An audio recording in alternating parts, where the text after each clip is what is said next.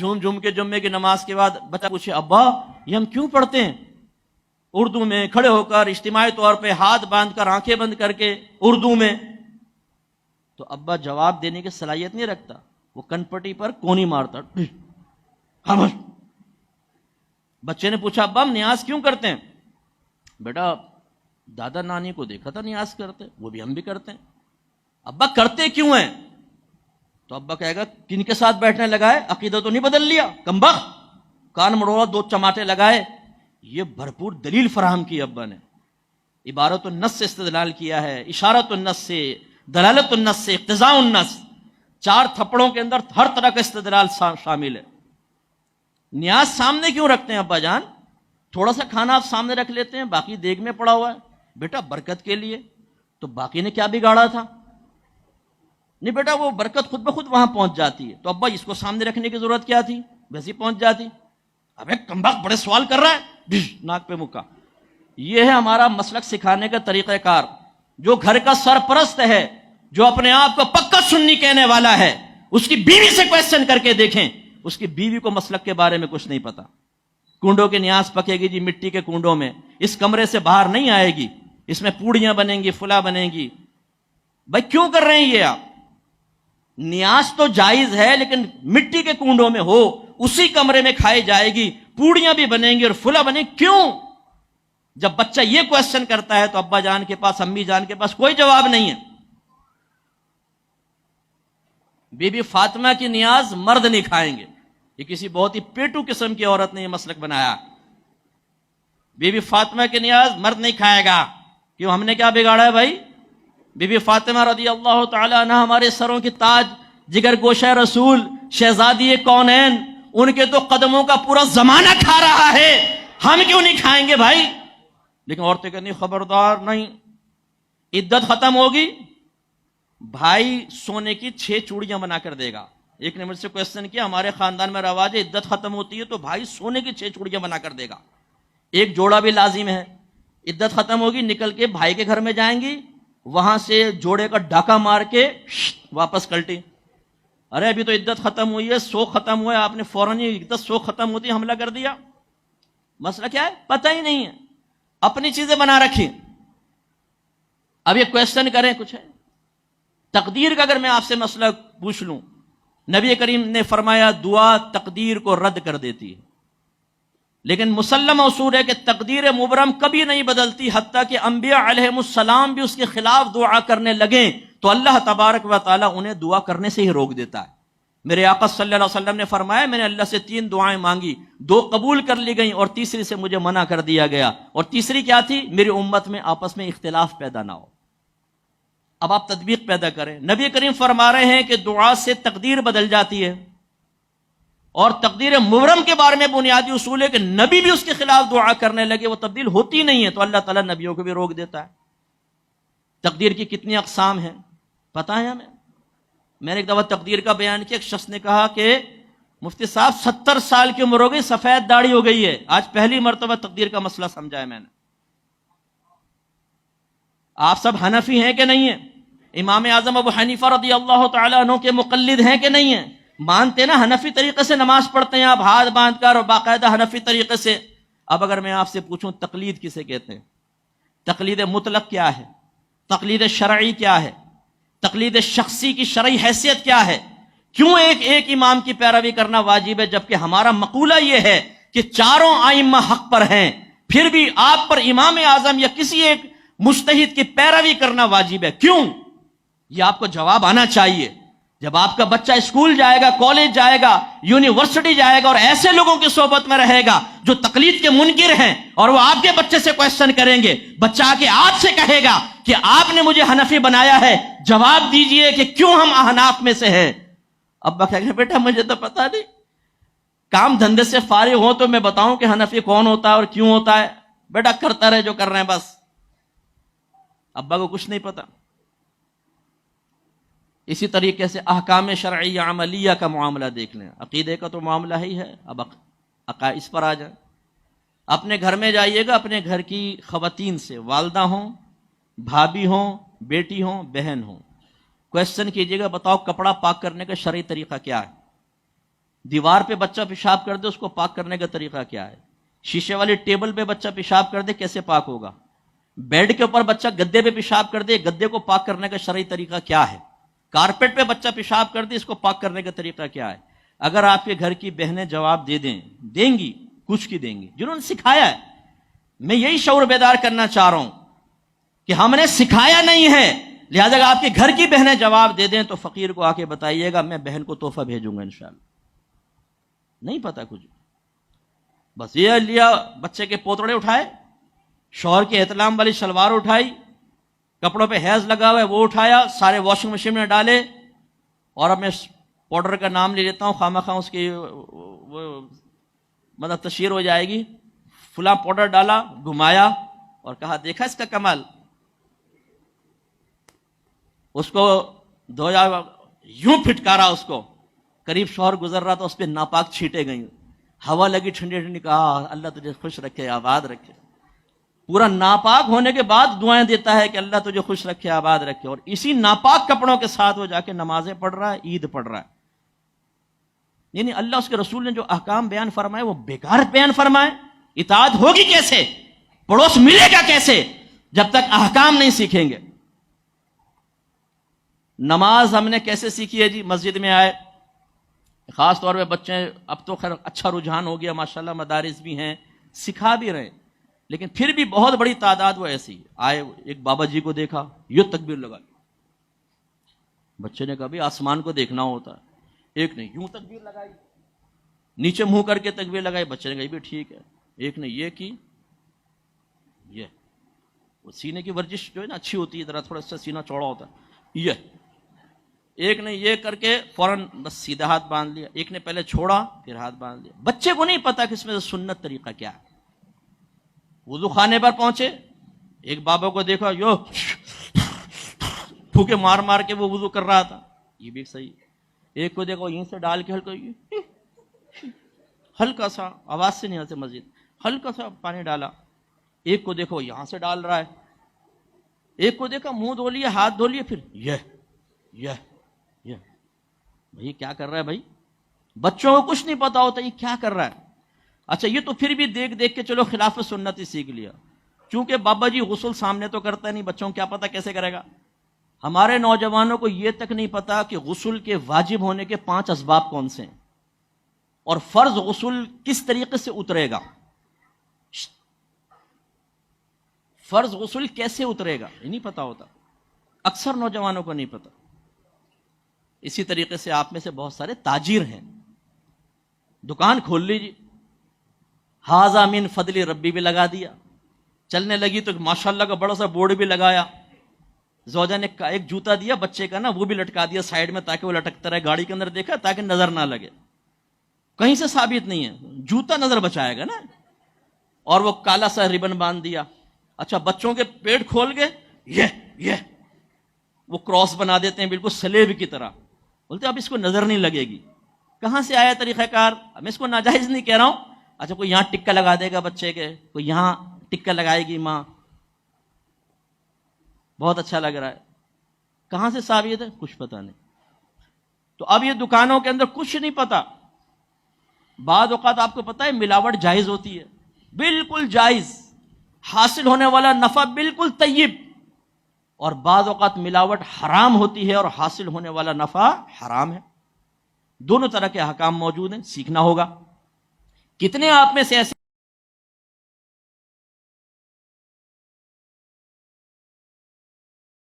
سامنے جملہ کہا، اللہ کا بڑا کرم ہے کہ میں اللہ کی رضا کی خاطر دوستی کرتا ہوں، اللہ کی خاطر دشمن. وہ اس کا جملہ، وہ دن آج کا دن، آج تک میں اس کی طرف دیکھا تک نہیں. اس نے ایک میرے سامنے جملہ بولا، میں چاہوں تو 5 علماء میرے سامنے کھڑے ہو جائیں. ارے تمہاری اوقات کیا ہے؟ تمہیں اگر اللہ نے پیسہ دیا تو اس کا مطلب یہ ہے کہ تم پیسے کو بنیاد بنا کر علماء کو خرید لو گے. لیکن اس نے یہ جملہ کیوں کہا؟ اس لیے کہ حضرت مالک بن دینار رحمت اللہ علیہ نے اس کی طرف اشارہ کیا کہ جب ہم نے امیروں کے گھروں میں آنا جانا شروع کیا تو انہوں نے ہمیں رومال کی طرح بنا لیا. حالانکہ آپ تو نہیں جاتے تھے نا.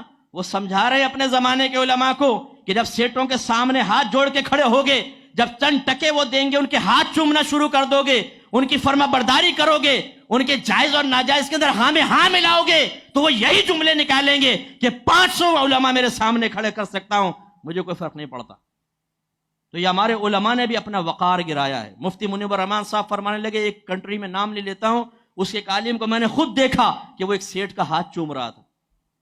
کیوں؟ اس سیٹ نے فنڈ دیا ہوگا تو ہاتھ چوم رہا ہے۔ یہ ہم لوگوں نے دین کو ذلیل کر دیا ہے، ہم نے دین کو بدنام کیا ہے۔ پیسے والے کے سامنے اگر ایک صاحب علم عاجزی اختیار کرے، وہ اپنے آپ کو تو ذلیل کرتا ہے، وہ دین کو بھی ذلیل کرتا ہے۔ لیکن اس کا مطلب یہ نہیں ہے کہ ہر سیٹ ایسا ہوتا ہے۔ میں نے ارب پتی دیکھے، ہمارے ایک عقیدت مند ریاض میں ہوتے ہیں، وہ جب ملتے ہیں یقین کرے کہ میں صوفے پہ بیٹھا ہوں، وہ قدموں میں آ کے بیٹھ جاتے ہیں۔ اب مجھے اس سے مطلب بہت جھجک محسوس ہوتی ہے، میں کہتا ہوں بھائی اوپر بیٹھ جاؤ۔ نہیں مفتی صاحب میں یہیں بیٹھوں۔ میں اپنی اکیڈمک رجسٹریشن کے لیے آفس میں گیا، وہ مجھے پہلا شخص ملا، سامنے جو کرسی تھی نیچے رکھی ہوئی تھی، اس کی کرسی تھوڑی اونچی تھی، میں پہنچا وہ کھڑا ہو گیا اور دوسری کرسی پہ بیٹھا، اور اس نے کہا مفتی آج تک ایک ہی وقت میں کام نہیں ہوتا کسی کا، چھوڑ جائیں کافی ٹائم لگتا ہے، ابھی آپ کا کام کراؤں گا۔ اس نے کرا کے ہاتھ میں دے دی جائے۔ اسی طرح بہت سارے لوگ ہوتے ہیں عاجزی پسند ہوتے ہیں، میں ہر ایک کو برا نہیں کہہ رہا ہوں، میں ان کو کہہ رہا ہوں کہ جو تکبر رکھتے ہیں ان کے سامنے عاجزی کا مطلب ہے اپنے آپ کو تباہ کرنا۔ میرے آقا نعمت امام اہل سنت رضی اللہ تعالیٰ عنہ ایک شخص سے ملنے جاتے تھے، گئے، باتیں چل رہی تھیں تو ان کا ایک محسوس کر لیا لیکن کچھ کہا نہیں۔ پھر وہ صاحب ملنے کے لیے آئے، اعلیٰ حضرت چرپائی پہ بیٹھے ہوئے تو وہ سامنے اعلیٰ حضرت کا حجام آیا، نائی، تو اس نے آ کے ادھر ادھر دیکھنے لگے تو اعلیٰ حضرت نے فرمایا، نام شاید امام بخش تھا غالباً یا رحیم بخش، رحیم بخش بھائی کھڑے کیوں ہیں؟ ادھر بیٹھیے نا۔ سیٹ کے ساتھ بٹھا دیا، سیٹ کھڑا ہو گیا، پھوں پھوں کرتا ہوا وہاں سے نکل گیا۔ کافی عرصے تک نہیں آیا تو اعلیٰ حضرت نے فرمایا فلاں آدمی نہیں آتا اب۔ پھر خود ہی فرمایا کہ ہم بھی نہیں چاہتے کہ وہ ہمارے ساتھ ملے، اس لیے کہ اس کے دل میں تکبر، اور میں ایسے شخص سے ملنا پسند نہیں کرتا۔ تو اب بعض اوقات تکبر کرنا جائز، بعض اوقات نہیں۔ جتنے یہاں شوہر حضرات بیٹھے ہیں جو بیوی کے سامنے سلطان رائی یا مصطفیٰ قریشی کا کردار ادا کرتے ہیں بغیر گنڈاسے کے، وہ ذرا توجہ کریں۔ بیوی کمزور مخلوق آپ کے تابع کی ہے، پتہ نہیں حاکم ہونے کا کون سا تکبر ہمارے دل میں ہے۔ آخری خطبوں میں نبی کریم نے انتہائی امپورٹنٹ باتیں کی، اس میں یہ امپورٹنس بیان فرمائی کہ اللہ تبارک و تعالیٰ نے ایک کمزور مخلوق کو تمہارے تابع کیا ہے، تم ہمیشہ اللہ تبارک و تعالیٰ کے ان کے معاملے میں ہمیشہ اپنے اللہ سے ڈرتے رہنا۔ لیکن ہمارے ہاں چھوٹی چھوٹی بات پر بیوی کو گالیاں بکنا، برا بھلا کہنا، وہ سارا دن کپڑے دھوئے، وہ مہمانوں کے لیے 14 مہمانوں کا کھانا بنائے، وہ بچوں کو سنبھالے، بچوں کی گندگیوں میں اپنے ہاتھ ڈالے، کبھی پیشاب دھو رہی ہے، کبھی پوٹی دھو رہی ہے، سارے کام کر رہی ہے، اور ان کا مزاج اتنا اونچا ہوتا ہے، اونچی ناک ایسی اونچی ہوتی ہے کیونکہ شرعی احکام نہیں سیکھے۔ یہ پتہ ہی نہیں کہ بھائی بیوی کے سامنے تکبر کرنا بھی حرام ہے، اسے حقیر سمجھنا حرام ہے، اس کو اپنے بچوں کے سامنے ذلیل کر دینا، اپنی ماں بہن کے سامنے ذلیل کرنا، مہمانوں کے سامنے ذلیل کرنا آپ کے لیے بہت آسان ہے، لیکن میدان محشر میں اس کا جواب دینا بہت مشکل ہے۔ یہ تکبر تو بیوی کے لیے بھی اللہ تعالیٰ پسند نہیں فرماتا۔ غیر ضروری بدگمانی حرام ہے، گناہ کبیرہ ہے، آپ احتساب نہیں کر سکتے ہیں، ہو سکتا ہے وہ کس رنگ میں ہے، وہ کون سی جوازی صورت پر عمل کر رہا ہے، آپ کو کیا پتا۔ لیکن ہمارے اندر وہ ہمت و جرت پیدا کر دی گئی ہے، جس عالم کو ذلیل کرنا ہو چوراہے پہ کر لو، جس عالم کو ذلیل کرنا ہو سوشل میڈیا پر بیٹھ جاؤ اور اسی ایسی کی تیسی کر دو۔ یہ ہمت کس نے فراہم کی ہے؟ اسٹیجز پہ بیٹھے ہوئے لوگوں نے ہمت فراہم کی ہے۔ اسٹیجز پر بیٹھ کر ماں بہن کی گالیاں جب ایک عالم کو دی جائیں گی، برا بلا کہا جائے گا، اس کی عزت کو تار تار کیا جائے گا، تو پھر عوام الناس میں تو ہمت پیدا ہوگی۔ حالانکہ اتنا بڑا گناہ کبیرہ ہے، یاد رکھیں۔ بخاری کی روایت ہے، العلماء ورثۃ الانبیاء، علماء نبیوں کے وارث ہیں۔ جیسے نبی کی توہین بری ہے، ایسے اس کے وارث کی غیر ضروری توہین بری ہے۔ اسی لیے اعلیٰ حضرت فرماتے ہیں کہ اگر کسی عالم کی توہین اس کے علم کی وجہ سے کی جائے، انسان دائرہ اسلام سے خارج ہو جائے گا، کافر ہو جائے گا۔ اب عوام کو یہ کیا پتا کہ ترازو میں کتنا مجھے تولنا ہے اور کیا میں کس طرح بیلنس قائم کرنا ہے، انہیں نہیں پتا ہوتا۔ میرا مرکز عقیدت ان کے خلاف ہے، बस मैं इनकी छतिया छड़ी कर दूंगा, रहे नाम साईं का, इसकी इज्जत ऐसी खराब करूंगा कि छोड़ूंगा नहीं, मुंह दिखाने के काबिल नहीं रहेगा। तो भाई खुदा का खौफ करो।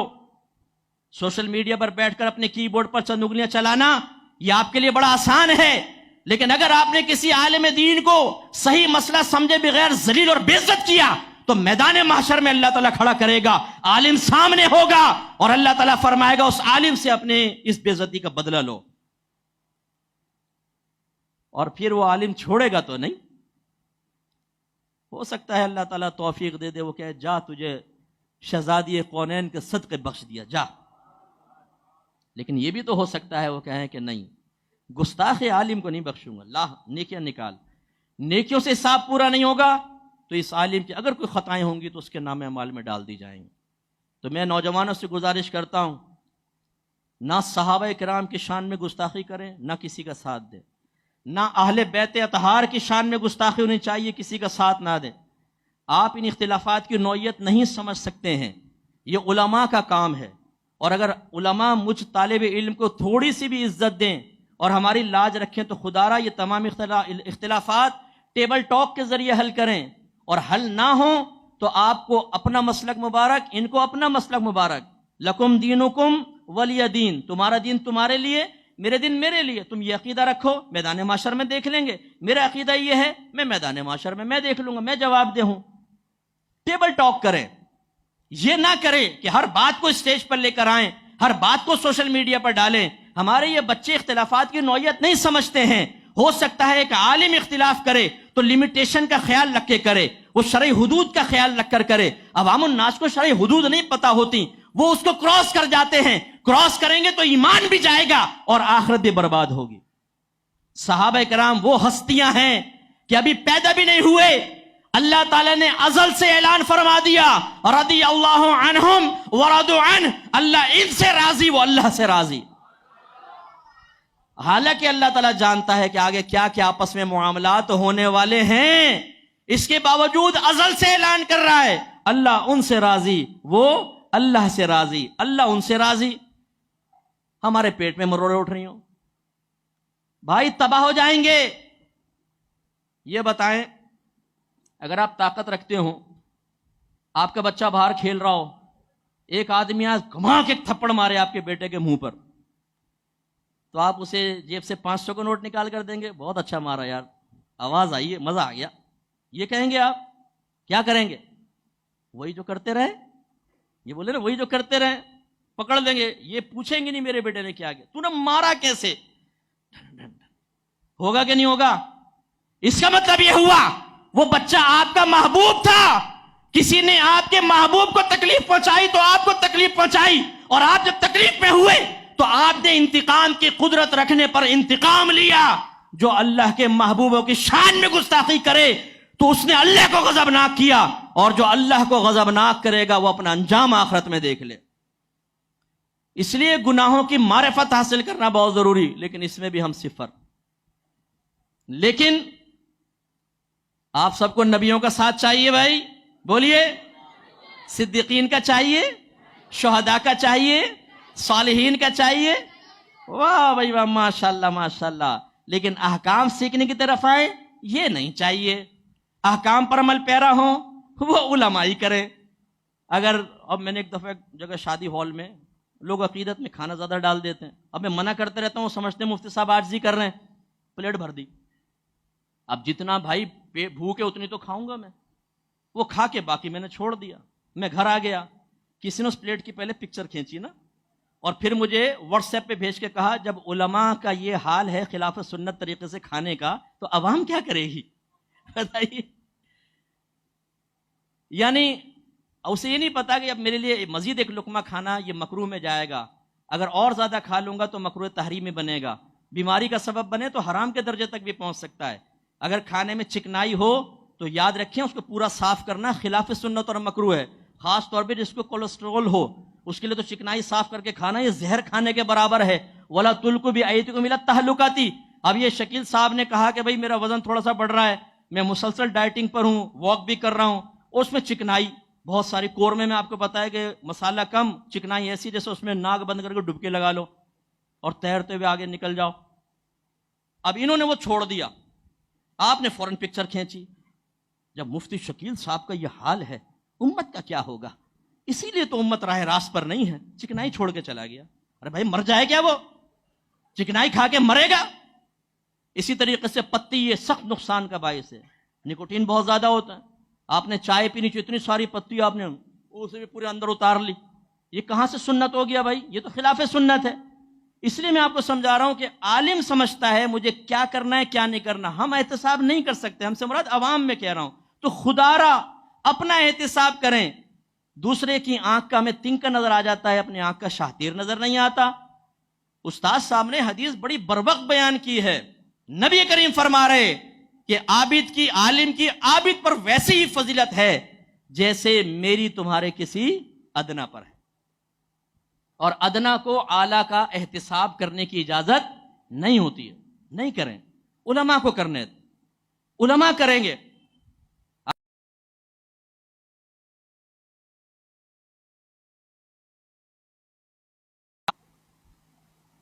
ایک بات کہہ دوں اور بس آخری, انشاءاللہ یہ واقعی آخری ہوگی. ایک دفعہ میں ایک جگہ بیان کر کے نکلا تو ایک صاحب مجھے مل گئے. وہ ایک مخصوص مکتب فکر کے ٹیچر تھے اسلامیات کے. کہنے لگے آپ نے جو ابھی حدیثیں بیان کی اس سے ظاہر ہوتا ہے کہ نبی کریم صلی اللہ علیہ وسلم کو علم غیب ہے. حالانکہ یہ دیکھیں ڈائری کھولی, یہ دیکھیں آیات ثابت کرتی ہیں اللہ کو علم غیب ہے, نبی کو نہیں. یہ حدیثیں, میں نے کہا اب اس کو بند کریں, پہلے یہ بتائیں غیب کس کو کہتے ہیں. تھوڑی دیر سوچتا رہا, پھر کہنے لگا اچھا میں تیاری کر کے آؤں گا. میں نے کہا جائیں تیاری کر کے آئیں. ایک میرے ساتھ اسلامی بھائی کھڑے ہوئے تھے. اس ٹائم میں دعوت اسلامی کے ماحول سے باقاعدہ وابستہ تھا, ٹھیک. تو وہ اسلامی بھائی کھڑے ہوئے تھے. وہ علاقائی بچہ تھا, کچھ دن بعد مجھے ملا, بڑا خوش نا, اکمل بھائی مزہ آ گیا آج. میں نے کہا کیا ہوا؟ کہنے لگا وہ ایک آدمی نا ایک لڑکے کو بہکا رہا تھا کہ نبی کریم کو علم غیب نہیں. میں نے جا کر پوچھا بتا غیب کسے کہتے ہیں؟ تو گھبرا گیا. میں نے کہا جا پہلے غیب کی تعریف سیکھ کرا. میں نے کہا شاباش. کیونکہ کہنے لگا میں خود ڈر رہا تھا, مجھ سے نہ پوچھ لے. آواز سے نہیں.